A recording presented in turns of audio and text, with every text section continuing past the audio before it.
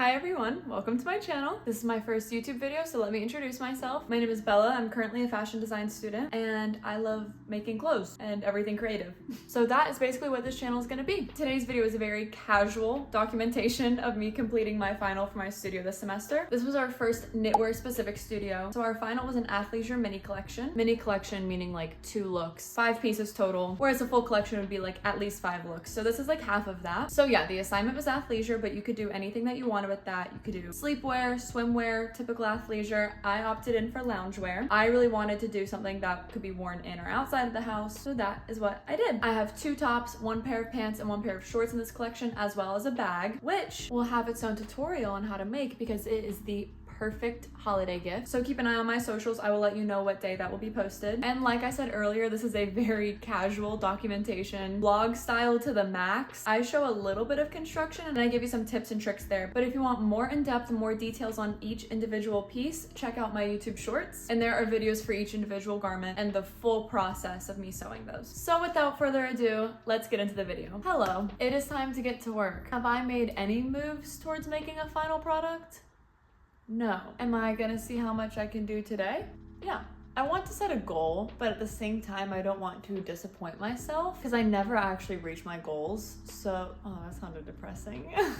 In terms of sewing, I always am slower than I expect to be. So we'll set very realistic goals to finish the boxer pant and make the bag. No. Make the entire bag. See, do you see what I mean? Finish the boxer pant and get good work done on the bag. It is 1 p.m. Tomorrow's Thanksgiving. We're going to a family dinner tonight. We'll see how much I get done. I bought 2 Elna news. Time to grind. Okay, this is the fabric that I bought for the pants. It is not exactly what I had envisioned, but I've run into that issue a lot where I have a vision in my head and then I find out, oh hey, this actually doesn't exist. And not only does my vision not exist, this is the closest thing to it, and I bought what was left, which is not much, meaning we will have to do everything perfectly first time or else we're screwed. Okay, I'm not even gonna do a time check because that took me embarrassingly long to cut all that fabric, but there's something I wanted to talk to you guys about, and that is waistbands. So for these pants, I'm planning on doing a 1.5 inch waistband, but I really wanted to break down the math of patterning a waistband for you. So since I'm using non-stretch fabric and I'm putting elastic in my waistband, that means that the waistband has to be at least wide enough to get over the widest part of my hips and or match the measurement of the waist on the pant legs. So for me, my pant legs are a little bit smaller than my hips. I honestly don't know how that happened because I can get them up and on. I guess I just shimmy in there pretty well. So my pant legs waist is 35 inches. So I'm making my waistband 35 inches. Now I have to think about that this long piece is going to be sewn into a circle, make a waistband. So we're gonna have to add seam allowance on either end. I prefer a 1/2 inch seam allowance, so I add 1 inch onto my 35 inch measurement, 36 inches. Now instead of cutting out just one straight 36 inch long piece, I prefer to cut waistbands on the fold just because it makes my life easier. You don't have to. Totally up to you. But if we're cutting on the fold, then we have to take that 36 inch long measurement or whatever your measurement is and half that because we have 2 layers. Because we have 2 layers of fabric. So that is the length of our waistband. For the width of the waistband, and honestly, I feel like this is where most mistakes can happen. Like I said earlier, I want my waistband in the end to be 1.5 inches. So we're going to use our end goal measurement as our beginning measurement. For me, 1.5 inches. Most waistbands are double layered, so they're folded over like this, hot dog style. If you were doing an elastic waistband, you're most likely doing it like this. So since in the end, we want it to be 1/2 inch, but we know that it's going to be folded over, then we take 1/2 inch, multiply that by 2, 3 inches. Now we have to think about, we're going to take this and sew it along this line to our pants. So we need to add what? Seam allowance. Good job. We will do whatever seam allowance you want. Like I said, I prefer 1/2 inch. So I add 1/2 inch seam allowance to either side of my waistband. That's 3 inches plus 1 inch gives us 4 inches. So our final measurement for this is 36 inches by 4 inches, and that'll get us a 35 by 1.5 inch waistband.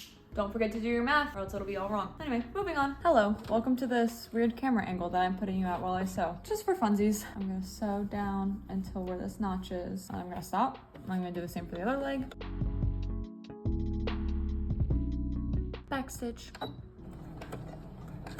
Oh yeah, Gorgina. So it just dawned on me that my serger is not working right now. And by my serger, I mean a serger that Kiana's letting me borrow. And by not working, I mean I can't figure out how to thread it. To be fair, she can't figure out how to thread it either. It's like really difficult. However, that means once I sew these pant legs together, I cannot go any further because I need to serge my seams, especially because this fabric frays, as you can see. So if I want to be able to wash this, then I need to serge it. So I don't know what to do about that. Maybe we'll just move on to the bag. See, this is why I don't make goals. Something always happens. Anyway, we'll just get as far as I can. Good morning, everyone. It is Saturday. Thanksgiving has come and gone. And for the past 3 days, I have been battling it out with this serger, trying to make it work. At first, it was threaded wrong, which this is a very hard serger to figure out how to thread. Many YouTube videos later, I got it threaded right. And then the foot pedal wasn't working, so it just wasn't running at all. I tried many times, but here we are on this beautiful Saturday morning, ready to roll. I've been trying to make this serger work since like July, so this was a very satisfying moment when I actually got a serged edge. Is that the tightest thing? I mean, that's definitely some adjustments that need to be made, but I am scared, so we'll figure that out later. Let's get to sewing finally. Jingle bell, jingle bell, jingle bell rock. Yay! We have a working serger! Okay, we have the pant legs fully constructed, serged, pressed, so that we'll be ready to tie our ties on them really soon. I'm about to do the waistband. What I would do normally with like every other elastic waistband is you sew the waistband onto the pants first, and then you leave a hole to then thread your elastic through the waistband, sew the elastic, sew that hole closed, then you have elastic in your waistband. However, I'm reusing the elastic from my prototype, so it's already sewn. And you know, I could so easily just like seam rip this so that's straight and they're not in tubes, what are these? And they're not in circles. But like, should I really do that? So I'm like, I'm considering, stick with me here. It's probably a bad idea. I should probably just seam rip it, but I'm gonna tell you guys anyway. Sewing it in, because I'm doing like a double elastic waistband, sewing it in, and okay, never mind. I'm not gonna do that because that would just make my life so much harder. So that is a great example of what not to do.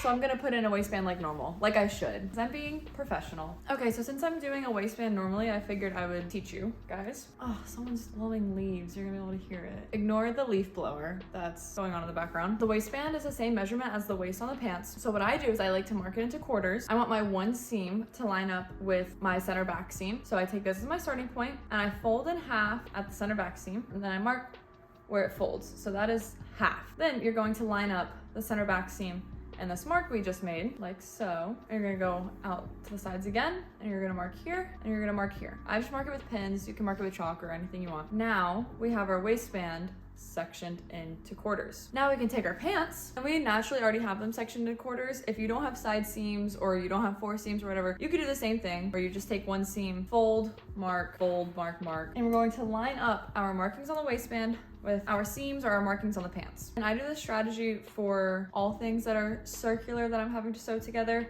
So arm's eyes, sewing a sleeve into an arm's eye. This is how I do it if you're doing a set in sleeve. Sleeves can be a little bit different, so we'll talk about that another day. But now our waistband is fully pinned to the waist of our pants, and we can sew it right sides together. But since we're adding elastic, we need to remember to add a little bit of a gap. All right, we have this pinned. We're gonna sew all the way around and then stop at this pin. So we'll have these multiple inches open to insert the elastics. We have a waistband and wearable pants. They're not done, but they're wearable. I did the double elastic waistband. I just think it's so cutie. Next, we're going to stitch the slits open. And when we do that, we're gonna rewind. Next, we're gonna make the ties to tie the pant legs closed with. Then we're going to stitch the ties to the slits, which also finishes these edges. And then we're going to hem. So we're almost done. I'm very excited. Okay, and the time it has taken me to cut and press all 12 of these little ties, the sun has gone down. I think it's only like 6 p.m. right now. And also at the beginning of this, I did say good morning. It was like 1 p.m. So, you know, we're gonna tie all these ties and then we're gonna finish the pants. Okay, so here I'm just measuring out to make sure that all of my ties are evenly placed. What I did for that was I took the total length of my pant leg, which was 28 inches, subtracted 2 because I'm going to have a 2-inch long hem. So I had 26 inches, and then I divided that by 4. I do only have 3 ties, but since I didn't want to tie at the hem, I divided it by 4. And by doing that, we make sure that there is an equal distance between each tie and the tie in the hem. So the distance between my ties was 6.5 inches. And I just pinned those in place and sewed along the entire edge to finish the edge and secure the ties. And just like that,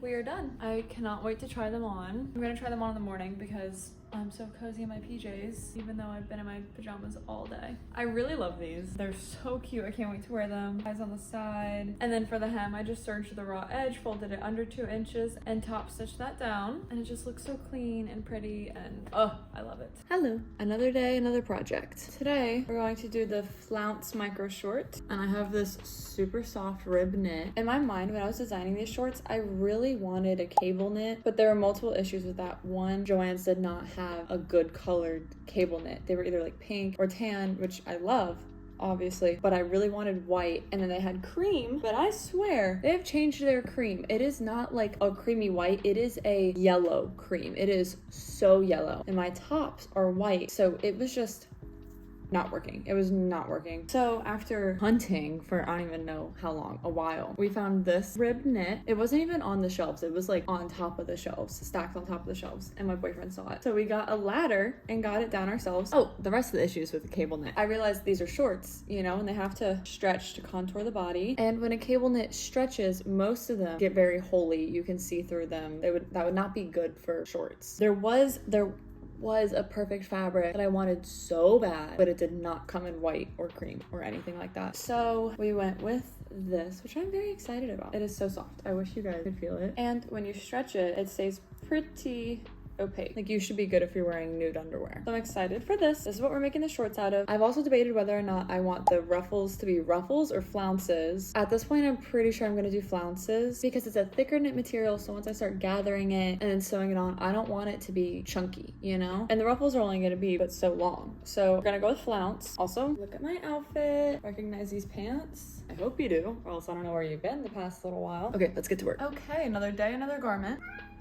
Yes. Today, I have actually made the conscious decision to dress as a librarian because I'm very cold. I know it's not cute, but it is warm, and it is the beginning of December, and it's really cold, so Bella the librarian it is.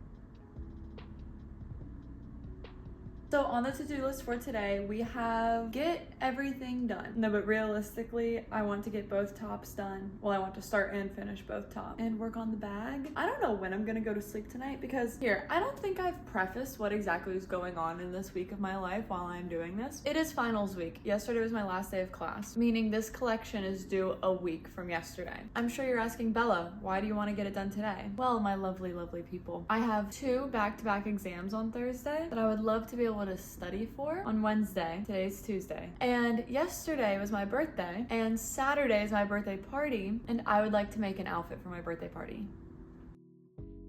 Honestly, at this rate, I need to stop talking and get to work because I don't know what I'm gonna do. I'm not gonna sleep for days. Here's all of our cutout fabric for the 2 tops. We're gonna start with the bow tank. Let's go. So the thing is, with the bow tank, we are going to fully line it because it is a fitted tank top made out of white stretchy fabric. So with just one layer, it is very see-through. So I'm hoping to get us to, like, you know, a wearable place. That should be good enough. So I have 2 pieces for the front and 2 pieces for the back, and I'm going to serge them together at the neckline, flip them right side out, and then sew the front and the back together. Serged.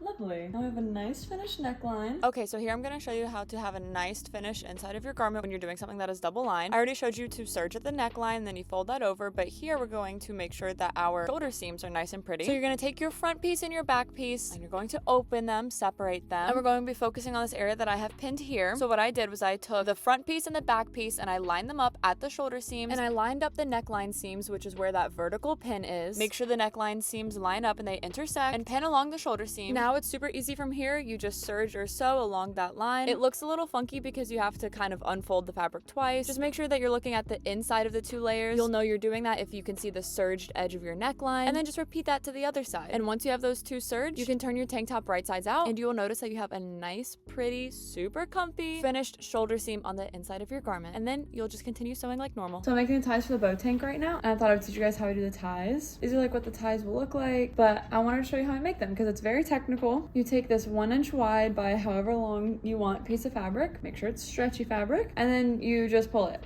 as hard as you can. And you just stretch it out. And you do this for a couple minutes and you now have a tie. Very technical, very advanced, but I thought you guys would like to know. That's all. And we are back at the desk. This is hopefully the last full day that I'll be working on everything. I will have to do some things on Friday using a different machine because the scroll's not quite good enough anymore. But I wanted to give you a little rundown, a little cumulative overview of where we are. Pants complete. Very cute. I wore them out to Target with a pink sweater and I felt adorable. Very happy with the way these turned out. Shorts. The shorts portion is done. Today I'm going to cut out the flounces and then I will stitch them on Friday because I don't think my machine can handle that. I'll do a test. Maybe it can, but there are not enough tension controls in this machine to be able to work with really stretchy and soft knits. Otherwise it just pulls it and warps it. This is a little bit thicker, so I'll try a sample, but honestly I don't know. Right, and this is where new stuff happens. Bow tank. What is left for this is to turn these serge edges in and then stitch that down in the armhole, the sides, and the hem. And then we're also going to sew the sides together down like 3 inches, I believe. I tried her on even unfinished, not sewn together on the sides, and fitting very well. So that's good because I was a little nervous about some gapping right here. She was looking very funky in the prototype, so I'm glad that she's coming together very well. And this is completely new to you. I whipped this out in like a couple minutes last night. This is my flounce top. I did this so quickly that I forgot to record any of it for YouTube. However, I did record it vertically. So I do have a YouTube short about making this top. I'm very happy with the way this came out. The sleeves are the perfect amount of flouncy, very soft. And this will be ombre dip dyed with this Rit dye. So it's going to go from pink down to white. So that's where we are. The bag is not constructed at all. So that's where we're gonna start today. And yeah, I'm just gonna try to throw together this bag as fast as I can so that I can finish everything else as fast as I can so that I can study for my exams and not fail. Okay, it's time to talk about the bag for a little bit. So a requirement for this project was to have some sort of laser etched garment or accessory, so I decided to make a bag and I laser etched it saying have a lovely day because I named my collection Lovely Day. Anyway, I'm making a corduroy tote bag. It is super easy to make. I will be posting a tutorial here on YouTube so soon, but this is just a little sneak peek. It is the perfect massive tote bag. It can carry everything and anything, and I'm very excited to teach you guys how to make it. But now we're going to jump in on how I dip dyed my fabric. So we're starting off with boiling water. We're taking about half a cup of vinegar, about 1/4 of the bottle of Rit dye, and a little splash of Dawn dish soap, mixing that all together. And then this is the key. You wet your shirt where you want it to dye. Since I'm doing an ombre dye, I made sure to not wet my shirt more than halfway down because I did not want any pink more than halfway down the garment. And my fabric is pre-washed. Always pre-wash your fabric or else it will ruin your garment the first time you wash it, I promise. Please pre-wash your fabric, but especially when you are dyeing. It needs to be washed beforehand. And then I just held it in the dye bath for a little while, really not long, 5 to 10 minutes, and my garment took the color very well. So after you feel like you have reached your desired color, you take it out and you immediately rinse it. When you are rinsing ombre, you can make the decision to either rinse down towards where the concentration of the color is or rinse the color down into the white to fade it a little bit more. And like I said earlier, my garment took to the color really well, so hardly any excess dye came off, but I just made sure that it was rinsed all the way and that the water was clear before I threw it in the dryer. And now that is dyed, so we are going to go to my school studio to finish up the bow tank and the shorts because my machine was not good enough to sew those. So here's a little insider view of what my school studio looks like. We have this gorgeous and very aesthetically pleasing thread corner with all of our rainbow color organized thread, and this is the rest of the studio. It kind of looks like a factory, but at the same time I love it. So I went and sat down at the industrial zigzag machine to finish stitching up the bow tank and all of the ties. The thing with industrial machines is it only does one stitch type. So if it's a straight stitch machine, it does a straight stitch. If it's a zigzag, it does a zigzag, and that is it. So we have a machine for every kind of stitch. It can be annoying, but these machines run so well and so smoothly, and you really can just whip a garment out like that with these industrial machines. So with that being said, here's the look at my final collection in 3,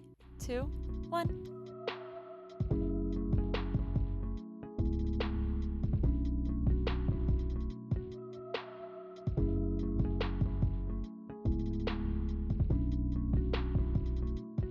Okay, that was my chaotic process and vlog. I promise the videos will only get better from here, but you gotta start somewhere, you know? But I really hope you guys like the mini collection. I think it is just so precious, and I love wearing it in the house. I love wearing it out of the house. It's just, mwah, I love it. Also, if you guys like this video, it means so much to me if you liked and subscribed. And if you want even more content, check out my YouTube shorts as well as following me on Instagram and TikTok. Everything is at Bella Forden. Say bye to the camera. Leo loved meeting you guys. He loves the camera, so I'm sure you'll see a lot of him. But yeah, that is all. Mwah. Bye.